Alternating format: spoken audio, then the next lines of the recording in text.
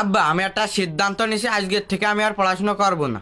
ভালো তো, তুই এমনিও যে লেখাপড়া করিস তাতে আমার খাতা কলম কিনাই লস হয়ে যায়।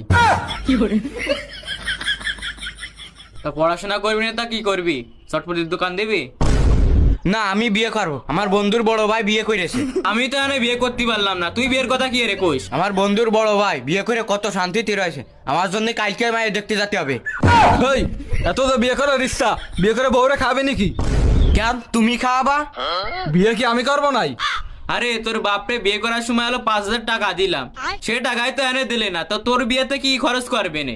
না তা ঠিক, আমি বিয়ে করার সময় তোর কাকার কাছ থেকে 5,000 টাকা নিলাম, এখনো দেওয়া হয়নি অবশ্য। তাহলে তুই এক কাজ কর, তুই বিয়ে করলি, তোর বউর ভরণ পোষণের দায়িত্ব সব তোর ওই কাকা নেবে নে। কেন ওর বোর ভরণ পোষণের দায়িত্ব আমি নেবো কেন? তা তুইও তো টাকা পয়সা জমাই কি করবি? তুই তো বিয়ে করিস নি। খবরদার বড় ভাই, কি? আমার ওই টাকার দিকে মোটেই নজর দিবা না।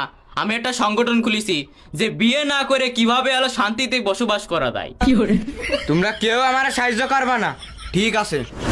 কারো সাহায্য করা লাগবে না। আমি নিজে একটা মায়ে দিয়েছি, সে মায়ে কয়েছে আমি কিছু খাবো না, আমি তোমার সাথেই থাকবো, তাই কয়েছে। কিছু খাবো না, শপিং মলে নিয়ে যাচ্ছ কেন? কি খাই দেখছে রে? আর বিয়ের পরে বউ যে সময় কবে নেই একটা মোবাইল কিনে দাও, সেই সময় কি দিবি নির ক্যালকুলেটার? আর বাড়ি যে সময় মেহমান আসবে না সেই সময় কি করবি নি? কি করবি নি তাকে যে আমার বাড়ি নাস্তা নেই, আমার কাকার রিলস দেখো। বুঝতে পারিছি তোমরা যে কিপটে, তোমাদের দ্বারা কিচ্ছু হবে না। ওই আমার বন্দুকের কাছে যেতে হবে, আর বন্দুকে নিয়ে ওই মায়েটারে বাগায় নিয়ে আসবো যাইয়ে। দাঁড়া, কোনে যাচ্ছি? মান সম্মান খাবি নাকি? এই যাচ্ছি, যা, আসার সময় আমার জন্য একটা পান নিয়ে আসিস।